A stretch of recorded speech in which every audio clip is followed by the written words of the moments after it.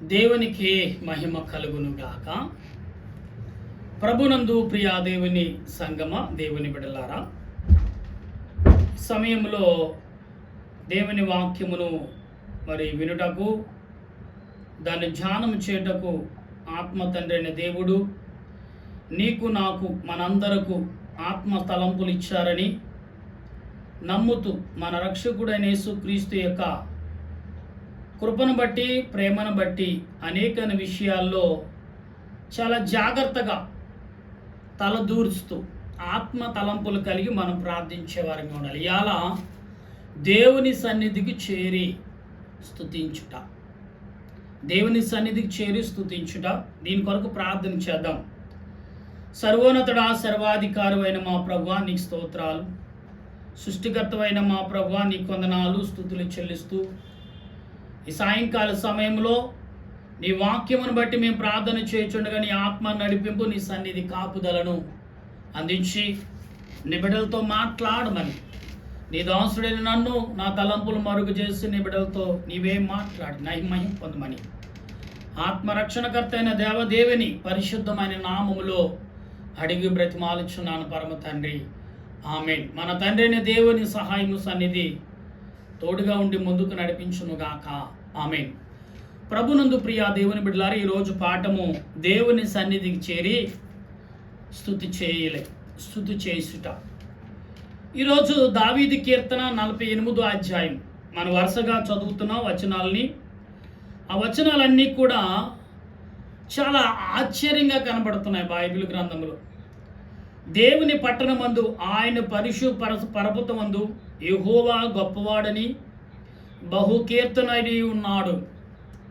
అంటే యెహోవా గొప్ప కీర్తనలు పొందహరుడని, ఆరాధనకు ఆత్మీయుడని, ఆరాధనకు శక్తిమంతుడని, ఆరాధన పొందహరుడని లేఖనములు దైవధనుడైన ప్రవక్త అయితే దేవుని కుమారుడైన దావీదు మనకు వినిపించాడు. దేవుడును ఎందుకు ఇలాగ వినిపించాడని దావీదు గారు స్వయముగా చూశాడు, అనుమించాడు. అనుమూతో చెప్పిన ప్రతి మాట మనం గమనించాలి. ఈ రోజున బైబిల్ గ్రంథములో అనేకమైన విషయాలు మనం చదువుకున్నప్పుడు ఈ 48వ అధ్యాయంలో ఈ 2వ వచనంలో కూడా మహారాజు పట్టణమైన సియోను పర్వతం, రమ్యమైన ఎత్తుగల్ల ఉంచబడిన అంటే చాలా ఎత్తైన స్థలములో ఆ పట్టణము ఉంచబడిందని, అది సియోను పట్టణము అని దావీదు గారు కనపరుస్తున్నాడు. ఇంకా చదువుతూ ఉంటే మీ హృదయాలలో అంటే మా ఇళ్లలో, మన మనసుల్లో, మన యొక్క గృహాల్లో, మన దేశంలో దేవుని ప్రత్యక్షత అవుచున్నాడు. దేవుడి యొక్క ప్రత్యక్షత అంటే ఎలాంటిదండి?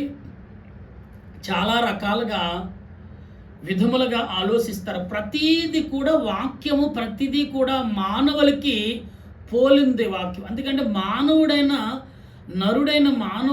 దావీదు గారు అనుభవంతో చెప్పిన మాటలు, తను అనుభవించాడు జీవితాన్ని, తను కనుగొన్నాడు ఈ రీతిని.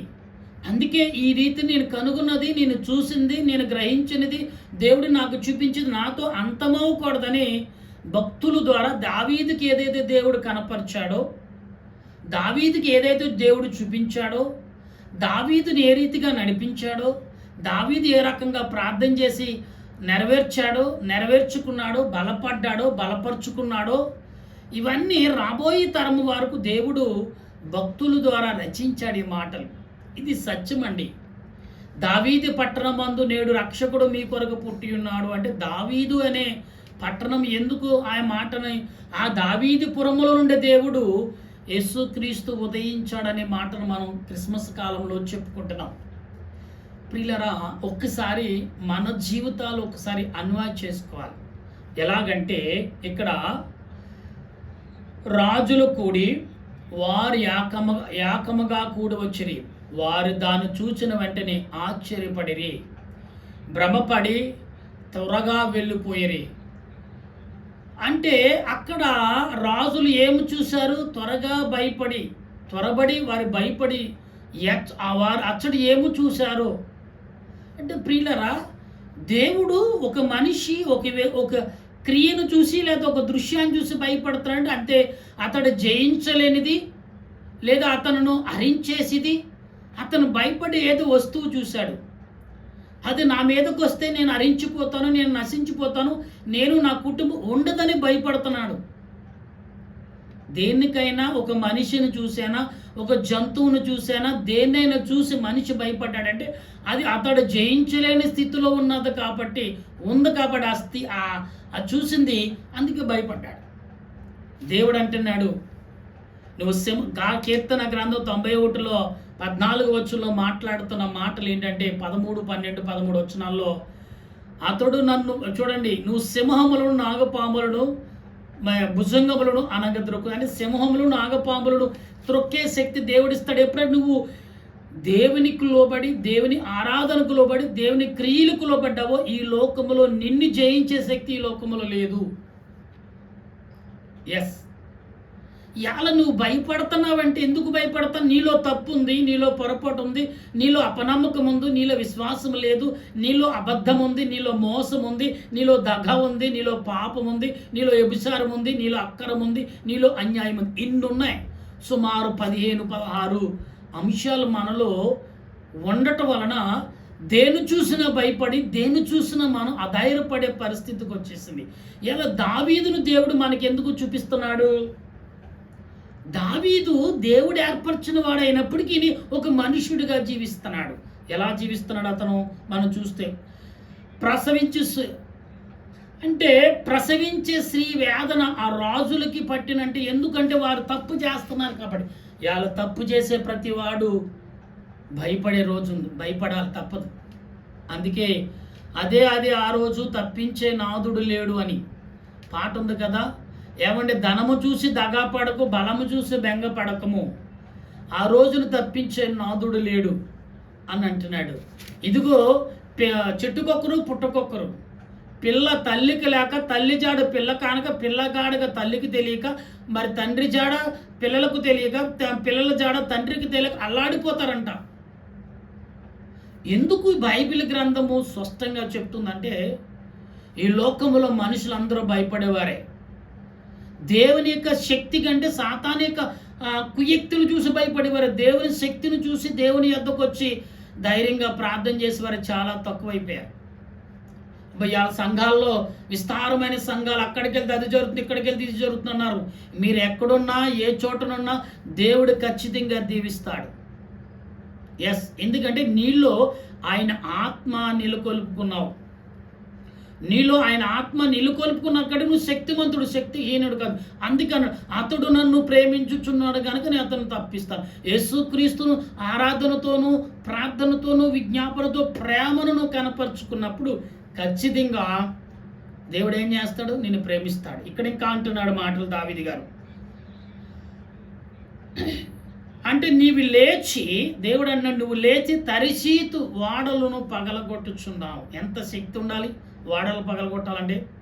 ఇంకా మాట్లాడుతున్నాడు ఇక్కడ, సైన్యములకు అధిపతి యెహోవా పట్టణమందు, మన దేవుని పట్టణమందు మనం వినునట్లుగా జరుగునట్లు చూచినట్లు దేవుడు నిత్యముగా నీకు స్థిరపరిచిన వాడే. దేవుడు స్థిరపరిచినది దేవుడు కూలగొట్టాడు. దేవుని శక్తితో నువ్వు కూడగట్టుకున్నది, నీవు దేవునికి వ్యతిరేకం జరిగినప్పుడు దాన్ని కూలగొడతావు. ఎందుకంటే నీకు శక్తి ఇచ్చాడు, నువ్వు కూడగట్టుకున్నావు. దేవుడు సదా నిన్ను దీవించునుగాక, సదా ఇది నీకు కలుగునుగాక అని నువ్వు ఎన్ని తప్పులు చేసినా అది నీ పిల్లలకి ఇస్తాడు తప్ప, నేను నాగకాలి నీ దగ్గరికి తప్పించి మరొకరికి ఇస్తాడు తప్ప దాన్ని నాశనం చేయడు. దేవునికి ఉన్న గుణము, దేవునికి ఉన్న బలం ఏంటంటే, ఈ భూలోకంలో నీకు కలుగును కాకుండా అది ఉంటుంది, నీ తర్వాత నీకు మరుగవుతుంది, నీ రాబోయే నీ పిల్లలకు దేవుడు ఇస్తాడు. అందుకే యాకోబుని కానీ, అబ్రహాము కానీ, ఇస్సాకు కానీ, యోహాను గారు కానీ ఇలాగ చెప్పుకుంటే అందరూ నీకు నీ పిల్లలకు కలుగును గాక, నిన్ను నీ పిల్లలకు తోడయిందును గాక అన్నాడంటే ఏంటి? ఒకవేళ తండ్రి తప్పు చేసే తండ్రిని తప్పించి పిల్లలకి ఇస్తాడు, అంతే. వారి కుటుంబంలో దూరపరచడు దాన్ని. ఏదైనా ఇది నీకు కలుగును గాక అంటే అది నీవు నీ తరతరములు ఉండే వరకు. అందుకని చాలామంది ప్రియులరా వంశావళి ఎందుకు దొరకట్లేదంటే ఈనాడు మన పితరులు కానీ మనము కానీ ఆ వంశావళి ఉండట్లేదంటే ఈనాడు ఒకప్పుడు మన పితరులైన వారు లేకపోతే మన తాత ముత్తాతలు ఏదో పొరపాటు చేశారు, అందుకని కొంచెం కొంచెంగా తగ్గించుకుంటూ వచ్చాడు. ఈనాడు ఏమైందంటే వంశావళి తగ్గిపోయింది. ఇప్పుడు మా తల్లి గారికి మేము 4 కుమారులు, ఒకే కుమార్తె. అయితే మా తల్లి గారికి 10 మంది సంతానం. అందులో 7 సుమారు 6-7 అబ్బాయిలే పుట్టారు, మరి 3-4 అమ్మాయిలే పుట్టారు. ఈ 10 మంది సంతానంలో సుమారు 5 మాత్రం 5 మరి నిద్రించినట్టుగా లేకుండా మరి పుట్టి 2-3 ఏళ్ళలో చనిపోవటం జరిగింది. ఎందుకంటే తర్వాత మా సంతానంకి వచ్చినప్పటికీ మా ఇంట్లో ఇద్దరే, మా అన్నదమ్ములకి ఇద్దరికే మరి వారసత్వం కలిగింది. ఇద్దరికేమో ఆడపిల్లలే పుట్టాం. అంటే మేము మరో కుటుంబానికి వారసత్వం ఇవ్వటానికి బిడ్డలు ఇచ్చాడు తప్ప మాకు వారసత్వం దేవుడు ఇవ్వలేదంటే ఏదో కారణం లేకుండా ఏ పని చేయడు. ఇవాళ చాలా మట్టికి కొన్ని రాష్ట్రాల్లో చూస్తే ఇండియా దేశంలో మరి ఆ యొక్క శ్రీకాకుళం కానీ, కర్ణాటక కానీ, మరి తర్వాత కేరళ కానీ ఆడపిల్లల పుట్టుక మహా తక్కువ అంటున్నారు. నేను ఈ మధ్యలో విన్నాను ఒక వ్యక్తి దగ్గర, మాకు 100కి 30 మందే ఉన్నారు ఆడపిల్లలు అంటున్నారు ఆ రాష్ట్రాల్లో. అంటే పిల్లలు ఎందుకు ఈ మాటలు ప్రభు మన ఈ వాక్యం ఎందుకు చెప్తా అంటే దేవునికి లోబడినప్పుడు దావీదు గారు మనకు అనుభూతితో చెప్తున్నాడు. ఇక్కడ ఇంకా దేవా, దేవుని ఆలయమందు నీ కృపను ధ్యానించుతని, దేవా నీ నామమే గొప్ప, నీ నామం ఎంత గొప్పదో, నీ కీర్తియు ఎంత గొప్పవో, దిగంతల వరకు అర్థం గొప్పది. నీ కొడి చెయ్యి నీతితో నిండి ఉన్నది, నీ న్యాయవీధులను బట్టి సియోను పర్వతములు సంతోషించునుగాక, యోధా కుమార్తెలు ఆనందించుదురుగాక. ముందు రాబోయే తరము వరకు దాని వివరణ మీకు చూపునట్లు. అంటే ఇక్కడ ఏమన్నాడు, రాబోయే తరము వరకు మీరు చూపునట్లు సియోను మరి ఆ యొక్క దేవాలయాల సియోను యొక్క స్థలము చుట్టూ తిరుగునట్లుగా అంటున్నాడు ప్రభు. అంటే ఇక్కడ ఇంకా ఉన్నది, నిద్రించుడి, దాని గురుజులు లెక్కించుడి, దాని ప్రాకారములో నిదానించి చూడుడి, దాని నగరంలో సంచరించి వాటిని చూడుడి. ఇదే దేవుడు, ఈ దేవుడు సదాకాలం అంటే ఈ దేవుడు మనకు సదాకాలం ఉండే దేవుడు అంటున్నాడు. మరణకాలము వరకు ఆయన నడిపించిన దేవునికి మహిమ కలిగి. ఈ యొక్క 48వ వచనంలో 14, ఈ 48వ అధ్యాయంలో 14 వచనాలు ఉన్నాయి. ఈ మాటలు ఎందుకు ప్రభు ఆరాధించటం వల్ల దావీదు ఎందుకు ఇలా చెప్తున్నాడంటే, దావీదు గారు ప్రకటన చేసినప్పటికప్పుడు గ్రంథాలు ఉన్నాయి. అప్పుడు అంటే తోలుల మీద అట్ల మీద రాసేవారు. ఇప్పుడు మనకు ఏది రాసినా ఇప్పుడు సిస్టమ్ మీద ఉన్నాయి, కంప్యూటర్లో కొట్టి ఆటోమేటిక్గా ప్రింట్ చేయగలుగుతారు. కానీ ప్రియులరా, చాలామంది ఇప్పట్లో పాతకాల జీవితాన్ని కోరుకుంటున్నారు. ఇప్పుడు కంప్యూటర్ కాలం కూడా పాతకాల జీవితం, పాతకాల ఆరోగ్యం, పాతకాల యొక్క బ్రతుకులే చాలామంది. ఈనాడు తరం వారికి కూడా రాబోయే తరం వారికి అదే నేర్పాలని ఈనాడు చాలామంది అనుకోండి. ఇప్పుడు కొత్తగా వచ్చిన తరం టెక్నాలజీ మారుతుంది, కొత్తగా మరి టర్న్ వచ్చింది, కొత్తగా టర్న్ మారింది కదా, కొత్తగా జీవించాలి, కొత్తగా నడవాలనేది ఇవాళ అందరూ ఇష్టపడట్లేదు. ఇప్పుడు అది చాలా రోతకరమైనది, చాలా బాధకరమైనది, చాలా చింతకరమైనది, చాలా వేదనకరమైనది, చాలా దుఃఖకరమైనది, చాలా కన్నీటితో, చాలా శ్రమతో కూడున్నదని, అసలు దానివల్ల సంతోషం లేదు, ఆనందం లేదు, చింత, చివుకు, వేదన, కన్నీరు, దుఃఖమే కనబడుతుంది ఈ రోజుల్లో. ఎంచేపు సంపాదన కొరకు, పేరు కొరకు, ఎంజాయ్ కొరకు బ్రతుకుతున్న ఈ 3 ఈ లోకములు ఏలుబడి చేస్తున్నాయి. కానీ ఆనాడు కాలంలో నీతి, నిజాయితీ, యథార్థత, ప్రేమ, విశ్వాసం, నమ్మకం, ఆలోచన, ఈ 7 ఆనాడు పరిపాలన చేసి ఈనాడు 3 ఈ 7ని అంచివేస్తున్నాయి. గమనించండి, ఈరోజు మన జీవితాలు ఎంతవరకు దావీదు గారు ఎందుకు నీతో దేవుడు దావీదు గారిని ఎలా బలపరచాడో నీకు కనపరుస్తున్నాడు. దావీదు గారు ఎలా నడుచుకున్నాడో దేవుడు ప్రభు చూపిస్తున్నారు. ఇదిగో యవనుడని దావీదుని ఈ రకంగా నేను వాడుకున్నాను. ఈరోజు యవన కుమార్తెలు మీరెందుకు వాడబడట్లేదు? దావీదు పాతకాలం మనిషి అంటే కాదు, అతడు మనిషినే కదా. కాలం మారలేదు కానీ మనుషులు కాలం మారిందంటే లేదు. అప్పుడు ఉదయించే సూర్యుడు ఏ పక్కనే ఉదయిస్తాడు, ఇప్పుడు అలాగే ఉదయిస్తున్నాడు. ఆయన అప్పుడు నలుదిక్కులు అన్నాడు దేవుడు, నలుదిక్కులు ఉన్నాయి. అప్పుడు భూమి ఎంత ఉంది, ఇప్పుడు భూమి అంత ఉంది. ఇంకా ఇప్పుడు భూమి తగ్గుతుంది, ఎందుకంటే కొంచెం కొంచెంగా భూమి నీరు కమ్మేసుకుంటుంది. భూమిని నీటితో కప్పేస్తుంది నీరు. నీ జలముతో కొంచెంగా దేవుడు కప్పేస్తాడంటే మరొక కొత్త ఆకాశం, కొత్త భూమి ప్రకటన గ్రంథం రాసున్నట్టుగా జరుగుతుంది, జరగబోతుందనే విషయం మర్చిపోతున్నాం.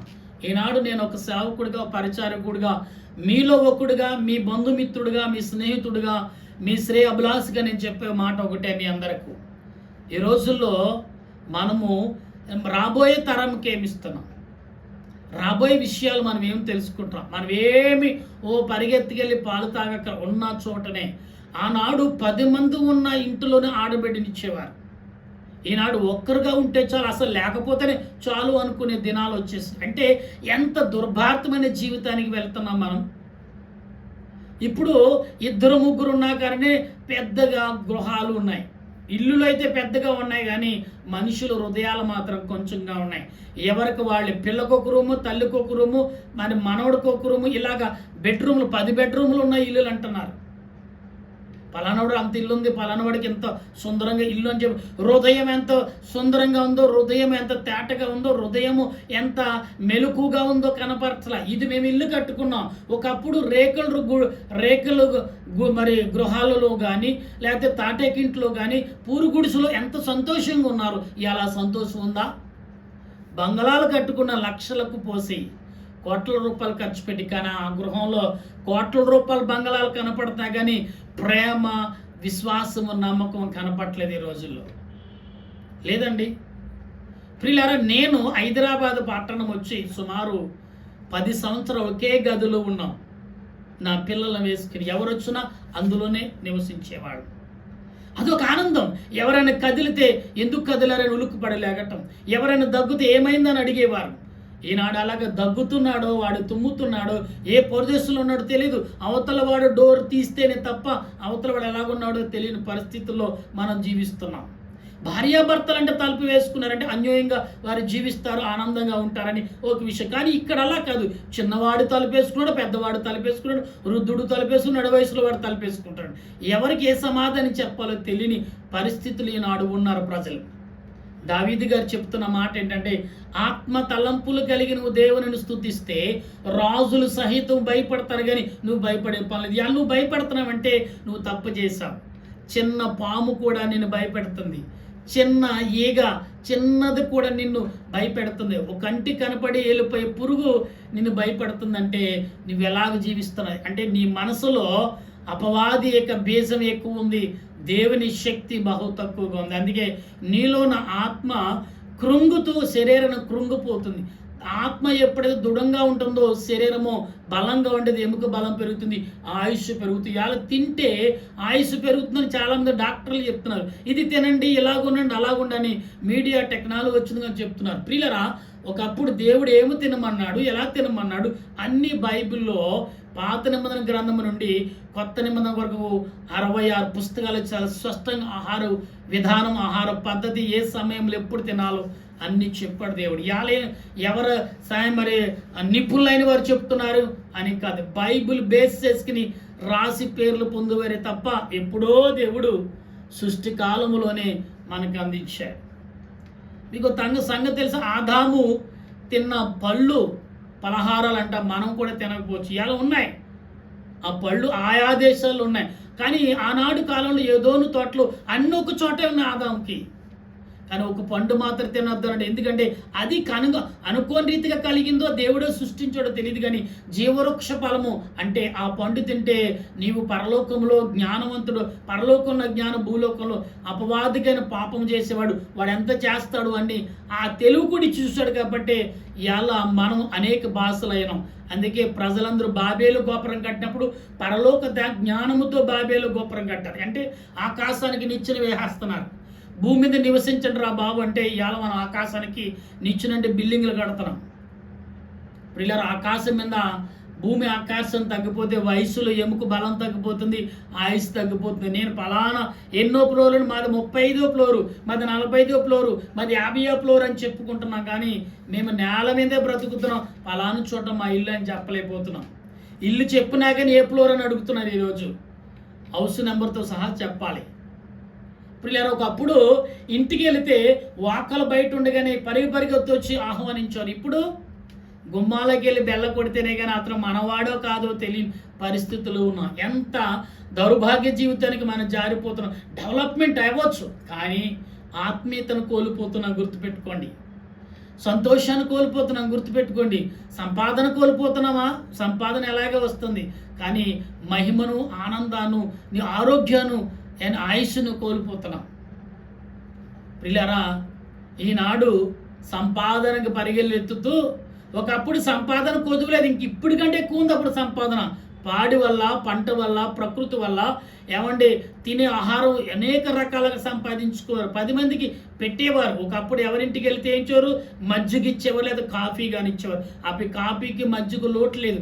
ఇప్పుడు పాలని, నీరును పాలగా మార్చి కల్తీ చేసి అమ్ముతున్నా కానీ మజ్జిగ లోటు అయింది. ఎందుకు చెప్తున్నాడు దావీదు గారు, ఇదిగో నేను ఎలా జీవించాను, నాకు దేవుడు ఎలా సహకరించాడు, ఇదిగో నేను ఏ సమయంలో ఎలాగున్నాడో అలాగ నన్ను గద్దించి దేవుడు నడిపాడు. యవనుడిగా ఉన్నప్పుడు నాకు తోడై ఉన్నాడు, యవన కాలం దాటిన తర్వాత కూడా నాకు తోడున్నాడు, నన్ను నడిపించాడు. యుద్ధంలోకి వెళ్ళినప్పుడు నాకు తోడై ఉన్నాడు, ప్రతి విషయంలో నాకు తోడు, నేను దేనికి భయపడలేదు అన్నాడు. అంటే ఈరోజు మనం భయపడుతున్నామంటే ప్రియులరా, వాక్యానికి భయపట్ల, దేవుడు చూస్తున్నాడని భయం లేదు. ఈ మనుషులకి, సాటి మనిషికి భయపడుతున్నాం. వాడు ఎక్కడ నన్ను విమర్శిస్తాడో. అసలు విమర్శించే హక్కు ఎదుటి వరకు ఉందా? అసలు ఈ విషయం మనం తెలుసుకోవాలి. ఎదుటి వారిని విమర్శించి, ఎదుటి వారిని ప్రశ్నించి హక్కు మనం ఉందా? హాయ్ బ్రదర్, బాగున్నారా, ఎలాగున్నారు అని మంచి చెడ్డ మాట్లాడటమే తప్ప ప్రశ్నించి నిందించే హక్కు మనకు లేదని మాత్రం గుర్తుపెట్టుకోండి. ఈనాడు మన జీవితాలు ఏమైపోతున్నాయి? కలిసిమెలిసి జీవితం లేదు, దూరం ఎక్కువైపోతుంది. దేవుడు కలిసి జీవించడని లేఖనాలు చెప్తున్నాయి. ఏ గ్రంథమైనా చెప్పండి, ఇది బైబిల్ గ్రంథము, ఇది ఒకరికి విడగడుతున్నాం మనం. గ్రంథం అనేది నీతి వాక్యం కలిగిన గ్రంథాలు చాలా ఉన్నాయి లోకంలో. దానికి దీనికి నేను పోల్చను. నీతైన గ్రంథం, జ్ఞానము కలిగిన గ్రంథం, ప్రేమను పంచే గ్రంథం ఏదైనా సరే, అటువంటి గ్రంథాలు మన ఎన్నున్నాయి లోకంలో అంటే చాలా ఉన్నాయి. ఆనాడు భక్తుల్ని ఏర్పరచుకుని రాసిన గ్రంథాలు ఇంకా బయలుపడవచ్చిన, బయట పెట్టవచ్చిన చాలా గ్రంథాలు ఉన్నాయి, చాలా విషయాలు ఉన్నాయి. అందుకే దేవుడు 66 పుస్తకాలు ఇచ్చాడు. ఇంకా చాలా పుస్తకాలు ఉన్నాయంట ప్రపంచంలో బయట పెట్టవలసినవి. దేవుడు ఎప్పుడు ఇస్తాడో, ఎలాగిస్తాడో తెలియదు. కానీ ఈనాడు మనం అందరం కూడా గమనించవలసిన విషయం, దేవుని సన్నిధికి చేసి ఆరాధన, స్తుతించటం మేలు. ప్రశాంతత, మనశ్శాంతి దొరుకుతుంది. అటువంటి తలంపు దేవదేవుడు మీకు, నాకు, మనందరూకు అందించునుగాక. ఆమేన్. ప్రార్థన చేద్దాం. ప్రేమగల మా ప్రభువా, నీకు స్తోత్రాలు. మహోన్నతుడా, నీకు వందనాలు. ఈ మధ్యాహ్న కాలంలో, ఈ సాయంకాల సమయంలో మా ప్రియులు నీ బిడ్డలతో మాట్లాడి ప్రార్థించే కృపను మాకు దయచేశావు. స్తుతించే కృపను మాకు అనుగ్రహించినందుకు నీకు వందనాలు ప్రభువా. ఓ దయగల తండ్రి, నీ స్తోత్రాలు. ప్రేమామయుడా, నీకు వందనాలయ్యా. ఈ సాయంకాల సమయంలో మేమేమై ఉన్నామో అది నీ చిత్తం, మా చిత్తము కాదు. నీ ఉద్దేశాన్ని బట్టి, నీ ఆలోచన బట్టి మమ్మల్ని నడిపించి, బలపరిచి, ఆదరించమని తండ్రి, ఈ సాయంకాల సమయంలో విన్న వాక్యాలను గ్రహించగల శక్తిని, బలపడగల కృపను అందించి మహిమ పొందమని ఆత్మరక్షణకర్తమైన దేవదేవుని నామములో అడిగి బ్రతిమాలి ప్రార్థిస్తూ నాయన నిన్ను స్తుతిస్తూ నేను ఆరాధిస్తున్నాము దేవా. మా విజ్ఞాపన యావత్తు మా బంధుమిత్రులు, మా స్నేహితులు, మా దేశ ప్రజలు, నాయన మా యొక్క సంఘాలు వారు, విశ్వాసులు, సేవకులు, పరిచారకులు, ఆయా డిమానేషన్ కలిగిన, ఆరాధన కలిగిన, బోధకులు కలిగిన ప్రతి వారిని బట్టి శాంతి, సమాధానం, ప్రేమ, విశ్వాసం, నమ్మకం ఈ దినాన్ని అనుగ్రహించి నీ రాకడకు సిద్ధపాటు దయచేసి బలపరచని ఆత్మరక్షణకర్త యేసుక్రీస్తు నామమున అడుగుచున్నాను మా పరమ తండ్రి. ఆమేన్. మన తండ్రి అయిన దేవుని ప్రేమ, త్రియేక దేవుని సహాయము, పరిశుద్ధాత్మ అన్యోక జీవితం ఇప్పుడు ఎల్లప్పుడు సదా మనకు తోడైండును గాక. ఆమేన్, ఆమేన్, ఆమేన్. మీ అందరికీ వందనాలు. మరణాత.